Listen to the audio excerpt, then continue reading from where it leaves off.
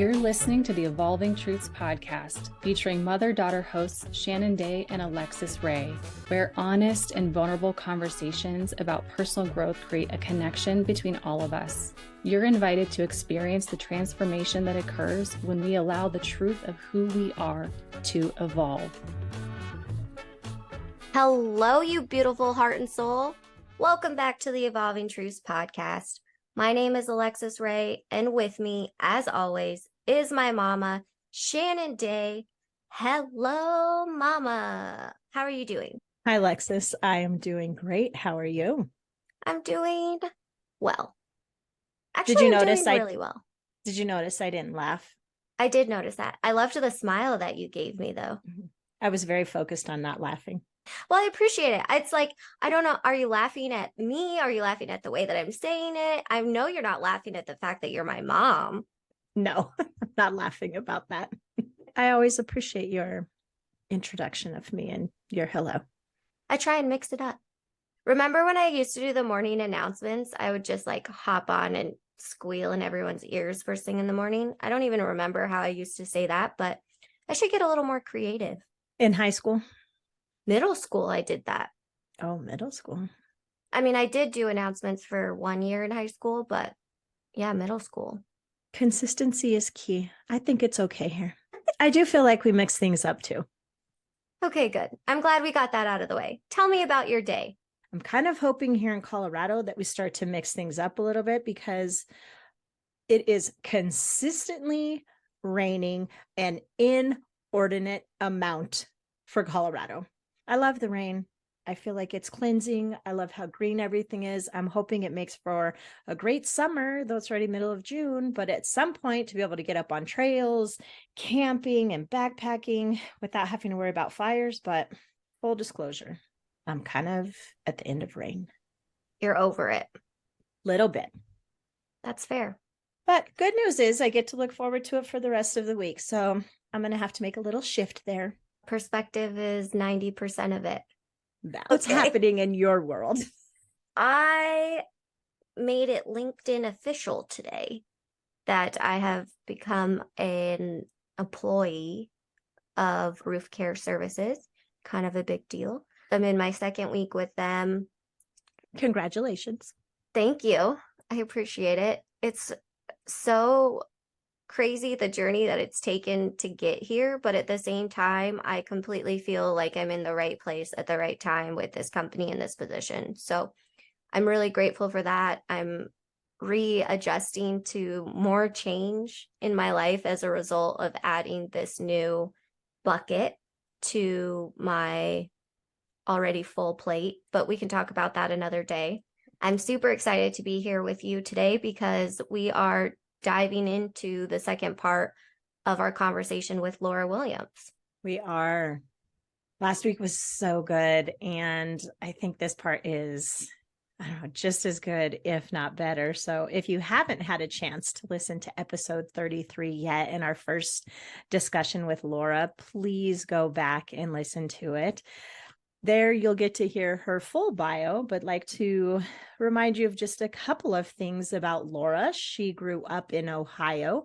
She has made Colorado her home since 2001. Laura is in real estate in Fort Collins and the surrounding areas. And really, Laura's primary goal is to educate others about the wealth building opportunities that come from home ownership and to help them get connected to the right people to make that a reality.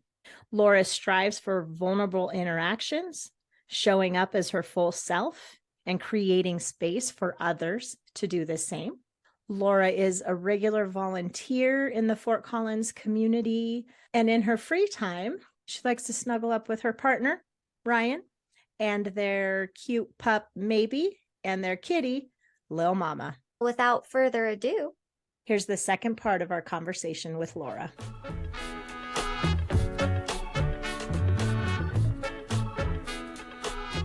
My next question, unless Mom, you have any questions, or I could just keep asking away. Feel free, Alexus, ask away. Okay, Laura, as you've continued to show up more vulnerably in conversations and in life, and also huge shout out to being able to identify like the emotional aspect of a conversation, because like we can get choked up, you can have an emotional experience, and I feel for you being like, oh, people probably called you soft, or like you can't control your emotions. Like, what another hurdle to get over. Whereas I'm on the other end of the spectrum, as Virgo as it comes, when they're like, oh, you have no emotion, and walk around with a cold-hearted nickname, but it is what it is. So kudos to you first and foremost to get to the point where it's like, okay, I feel like I can channel it a little bit differently or in a way that's more constructive.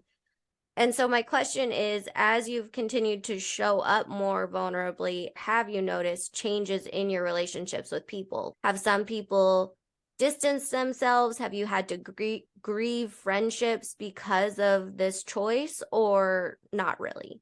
I think that it's a continuing battle, I guess. Battle doesn't feel like the right word, but it's like some days I have the strength to do it and some days I don't. Some days I can choose to expose myself and my emotions, or some days I don't, right? I think that's probably pretty universal. But what I do notice is it makes some people uncomfortable. Maybe I'm in a group setting and people kind of wander off to someone else, right? Maybe Sure. make it a little bit easier to go over here and talk to this other person. But I don't think I noticed that too much. But I definitely can see this in my relationships with my family of origin. We've just built layers and layers and layers of protection around us in that family, and they're just not comfortable. My sister, who I am really rebuilding a great relationship, and I'm very excited for where we're going with this. But she's the first to be like, "Oh, don't cry. I didn't mean to make you cry." And I have had to say, I'm just feeling what I'm feeling. Like, I'm just feeling this. It's not bad. It's healing. This is where I'm at. And it comes out my eyes. There's a lot of like taking care of each other, make it better quick before it gets too hard. Or let me patch that up. And I understand that, right? I respect and understand why there's too many feelings and everybody's not 25 years into therapy like I am. Not that I feel like I'm in any kind of advanced position, but I certainly did a lot of crying and a lot of that fear of crying years ago. And so I do feel like I'm at a place where this feels like the right thing for me. And the less I hold it in, the shorter those bouts have to be of time of like, I could cry for 2 minutes and be done. I'm good now. Okay, I felt that and it's gone. It's not gone. I felt it. It's out there. And now I can move forward. There were days where if I thought about something in the morning, there was no way I was going to be able to do anything else all day. And so I feel like the more I let my feelings flow through, then the freer I am. So I think it's less about people. You asked me, have I had to grieve friendships or lose relationships? There are a couple of people that I have grieved. The more that I'm coming into my Blackness and celebrating my Blackness, people are uncomfortable with that because I haven't always been like this. I can tell that people have some feelings and beliefs I didn't know were under there. It's like, ooh, could we just maybe talk about the easy stuff? Maybe you don't have to bring that up. And I mean, not literally, but I can see that on their face. Sure, that's the vibe that you get. Yeah. And so then I make a decision, right? Am I going to continue here? Do I feel strong enough to stand here in this truth, or do I just maybe let it be for now? And I feel okay about both those and anything in between. Like, it's okay for me to fight and it's okay for me to rest. Rest is part of resistance and rest is part of growth.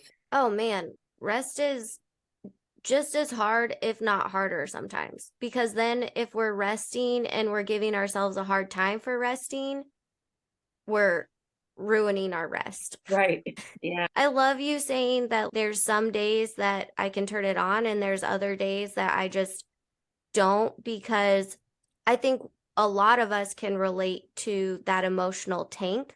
What you're carrying and what you're unpacking in this conversation. One, thank you so much for letting me pull all of this apart and for your vulnerability and honesty, because this is a perspective that we haven't been able to have very much on the podcast yet. For anyone who's listening and doesn't know, my mom and I are white. I'm brown. My last name's Lopez. I have a very mixed heritage, actually. I got to learn some of that over the last couple of weeks, so that was really cool. But I don't heavily identify with the Latino community, and I feel like I was raised white. But I don't carry that the same way that you are as a Black woman in America. And so thank you for sharing this. Thank you for letting me ask you these questions. I'm super excited to watch you blossom into everything that your Blackness can be, if I'm allowed to say that. Yes, 100% you are allowed to say that.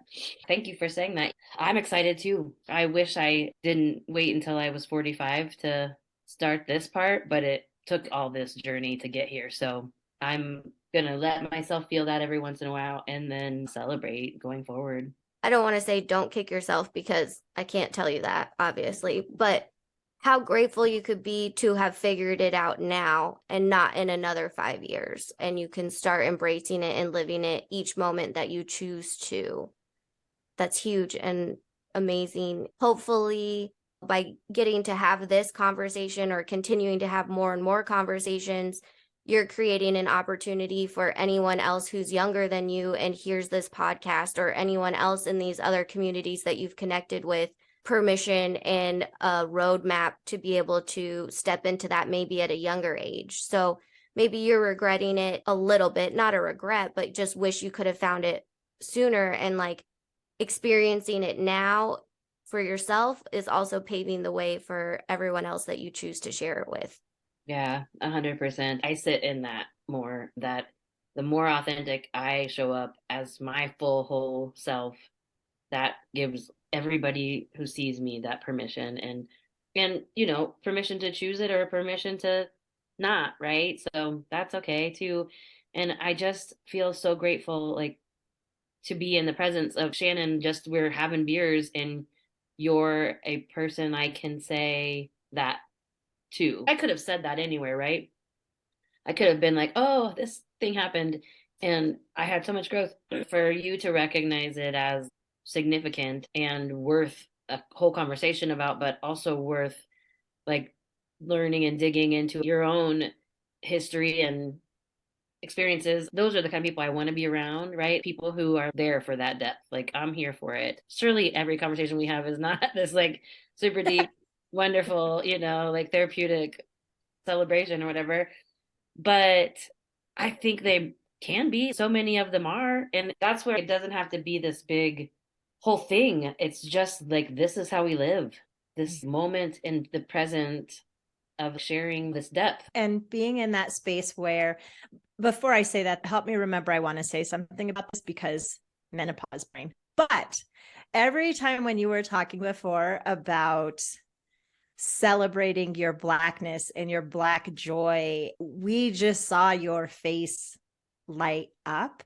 Again, from the first time I met you, I was like, I need to be friends with this woman. I already felt that from you.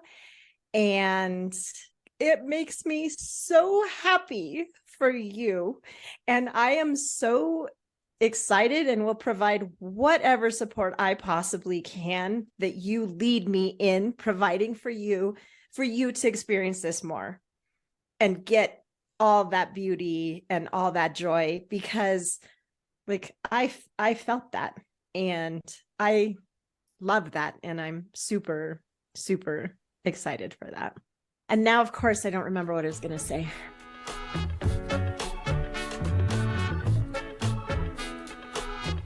She was talking about opening up conversations and diving deeper. Being able to be in a space where we, like, obviously the conversation happened because that glass got broken. Then you sharing that, I could have told you about recently breaking my most favorite white wine glass and how traumatic of an experience that was for me. We could have stayed in that surface level, but me sitting in that space and taking the time to listen to what you were actually saying got the meaning. And now we're here getting to have this conversation. But I think for you, not then going home and like, oh, I shared this thing that was a big deal and I got to hear about Shannon's broken glass and then so-and-so's broken glass, right? To take away from this experience that for you was a really big thing. So to me, like, wow, life lesson. for all of us. Alexus, you mention this often about the power in the pause. In our conversations, the power in the pause, when someone shares something, taking a moment to recognize, is there something else here? Or what did they really share? Did she share with me that she broke this mug? No, she shared this was the experience from it. Oh, yeah. Right. And I don't know how many more meaningful, even brief, we're chatting about it way more now than we did that night, but still it was a meaningful conversation. How many more of those we could have? A month, a week, a day? Yeah, I like that, listening for like more, right? That's how relationships grow. That's how connections are made. You know, it wasn't about the broken glass. It was about this other thing that's under there. And when we're listening and being present, we get to experience those things with each other. And it's so awesome. You also said something that night that has really stuck with me, because I would venture to guess sometimes in your experience in a space where you are the only Black person with well-meaning, and I'm totally putting those in quotes, white people, and conversations come up or things get said, and I won't go into what that conversation became, but you said, when you are in the majority, when you look around, if you're in a group, when you are in the majority, be quiet and listen. That has really, really stuck with me, because as a white woman, I often am in the majority in places. That was such an impactful statement. Thank you for it. And I look forward to putting it into practice. Yeah, because that came out because somebody had said something like, what can we do? We want to be helpful. We want to do things right. What do we do? And I think that people want to act when really just listen. That's a hard experience to be on this side of, where I'm having to prove why I feel uncomfortable, or I'm having to explain and express, well, here's why, and let me give you all the backstory for why this even exists and is a problem. To have somebody just believe me, I'm not trying to take advantage of you. I'm just trying to say what my experience is. Just believe me and listen. And of course, I'm not saying don't ever ask me a question. Don't question my authority as a Black person in your presence, or any kind of person, right? But yeah, just like start from that place of belief and then get curious. It certainly feels great on this end when I recognize that somebody's listening to my experience and not formulating their retort with. I think anybody likes to be listened to in that way. And so it's extra powerful. Shannon, that night you sent me a text afterwards and just say, I'm here. Just so you know, I'm here. And I loved that in so many ways, because not only did it reinforce your support that you gave me in the moment, but you didn't give me like, hey, I saw this podcast that might be helpful for you tonight, or whatever, like you were like, I don't have an answer. I'm not trying to give you an answer. I'm not trying to look for an answer. I just want you to know that I'm here. That was powerful. And that kind of stuff makes an impact, and it definitely builds me up, gives me some foundation on those days where I'm like, you know what? I'm not. I'm just not. And so, yeah, thank you for that. Thank you.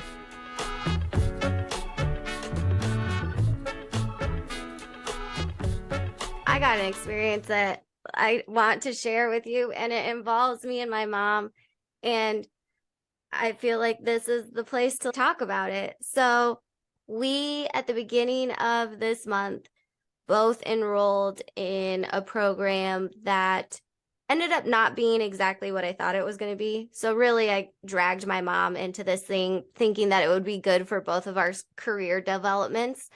The point that I'm trying to get to is my mom and I were in the minority of diversity, I would say, within the cohort that we enrolled in. And the first night that we show up, my mom sends me a text and she's like, are you shaking your head because I can't share this? I'm shaking my head like because this is super I know valid. I know what I sent you, and I feel it even right now as I was texting it. I was shaking my head like, this is not a space for me. She sent me a text, Laura, and she's like, is this okay for us to be here? A little background about this company: their mission is to connect underrepresented talent with the tech community and the tech industry. I feel like I fall in that category as Latino women, because that's also a group that's not very heavily in tech, as well as the LGBTQ community. And so when mom sent that to me, I'm like, heck yes, we're supposed to be here. But also, most of the people on the screen were people of color. I thought that was super interesting that that was mom's response. Then I also was like, yes, I'm supposed to be here. This is my people. I am underrepresented in tech, like, duh. And then at the same time, questioning or second guessing, it takes me back to the speaking course that I did at the end of last year from August till like October or November. I'm pretty sure I was the only quote unquote white person in that cohort also. I made a bunch of new friends and it was amazing. I'm connected with people all over the country now. And it's like, I could have left, but why would I leave? Like, I was supposed to be there. So I don't know necessarily where I am going with sharing this story, but I think it's good for us. If we're used to being in the majority, I think it's good for us to be in the minority in instances like that. At the same time, I want to be respectful of space that is created for people of color to have that space and not be in that space. But yes, to your point, the group that we were in was created for people of color, women, and the LGBTQ community. And yes, I can identify with that. I appreciated that. Yet I still did have a hard time feeling like it wasn't really a space for me. And I wanted to respect that.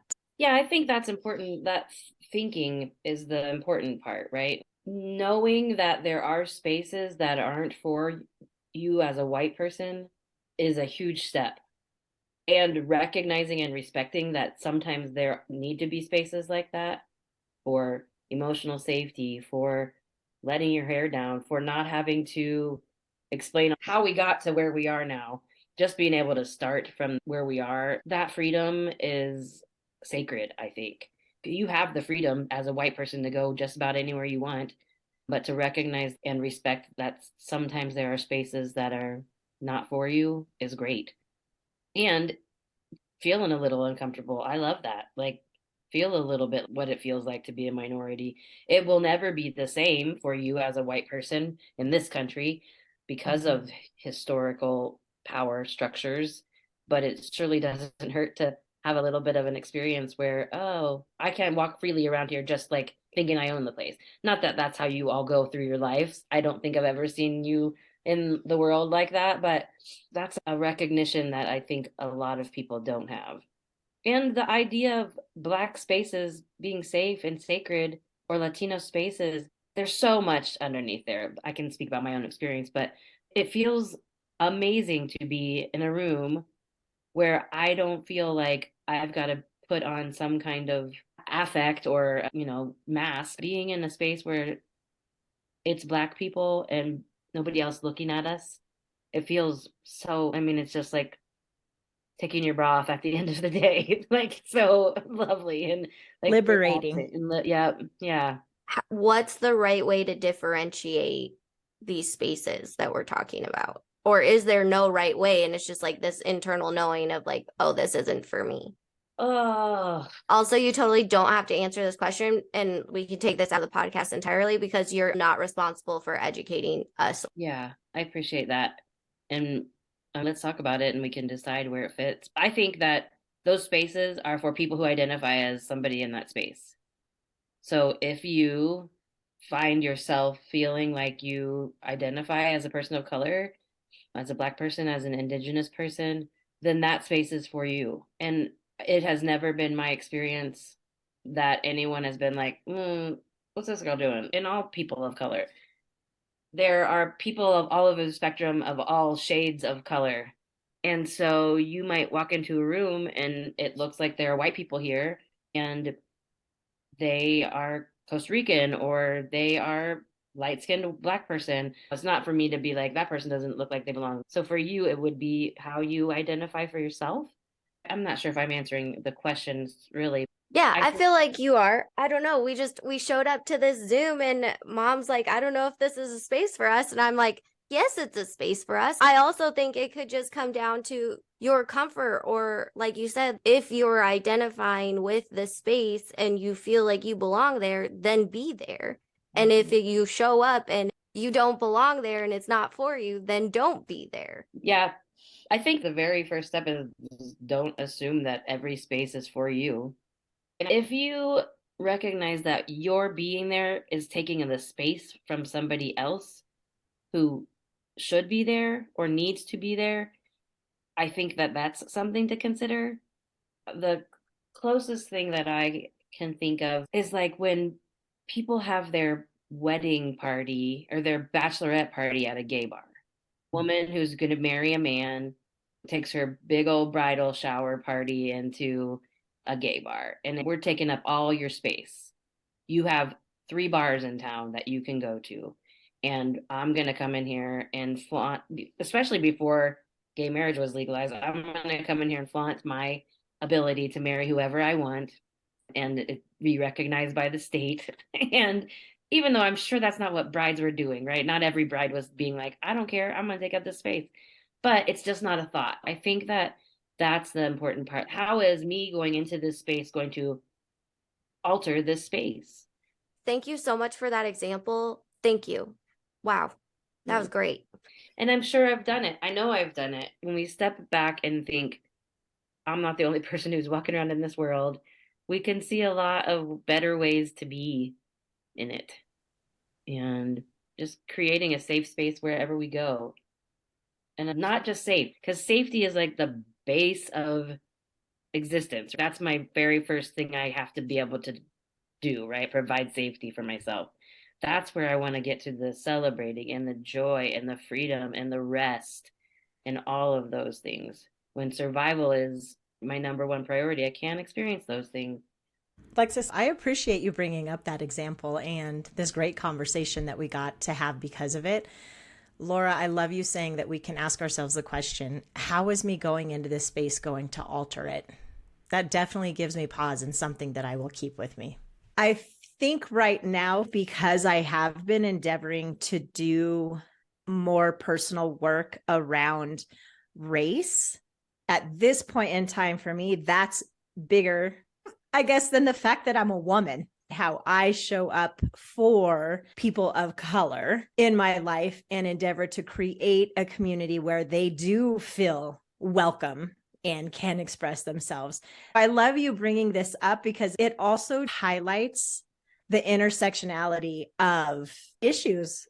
Laura, you've referenced the work that you've had to do for so many years in therapy to get yourself to a spot to go, okay, now I'm ready to go join this space. Now I feel like I can do this. I love you modeling that. If we need some time or space to focus on one and work on it, if that's going to help us show up better, being okay with that and sitting in that space and doing that work that's necessary. Make those revolutions on the corkscrew, man. Like, yep, go exactly. around it as many times as you need to until it's not a thing anymore. Mm-hmm. Yeah, I love that image. That's going to stick with me for sure. It's exactly what life is. Laura, who knew from a night supporting Sava, a beer glass falling off the table, to your story about breaking a coffee cup, that we could be sitting here discussing our evolving truths and sharing this time together. We are so honored that you took the time to be here, to share that experience and share yourself so vulnerably. Thank you so much for caring about it. My mom just laid out like everything that I'm thinking and feeling. So yes, Laura, thank you for being here. I'm honored to have shared this conversation with you. I mean, I've known you not quite as long as my mom, and it's also been in a very different phase of my life, but I feel like I've gotten to know you so much better just in this time that we've shared, and I am honored. So thank you. Thank you so much for having me. It's been amazing to grow alongside you both, and I look forward to continuing that growth. Mom, do you want to tell everyone how they can get in touch with Laura? You can find Laura on Instagram at lmwilio, that's LMWILIO, or her email is laurawilliams@hubreel.com. That's HUBREAL.com. And we'll make sure they're both in the show notes. And thanks for letting us blast it to the world. Yeah. Do it. Do it. Well, a portion of the world. We're hoping that our world gets bigger and bigger. In the best way it can get bigger, if Mom and I are totally your cup of tea, like the show, follow the show wherever you're listening, leave a 5-star rating, leave a review, send this episode or any episode that you love and enjoy to someone that you feel like would take something away from it. You think that they would enjoy it also. Spread the word, because we are here to stay. Oh my gosh, that's so exciting. But in the meantime, we'll be back next week. Until then, Please remember, life is beautiful and you create the magic. Have a good one. Connect with Shannon and Alexus and the Evolving Truths community by visiting evolvingtruthspodcast.com. Links are in the show notes. The artwork for this project was created by Julie B. Salazar and is entitled Celebration from the Inner Landscape print series. The Evolving Truths podcast is produced and edited by Shannon Day and Alexus Ray, recorded from the Corner Studio in conjunction with Alexus Ray Enterprises, LLC.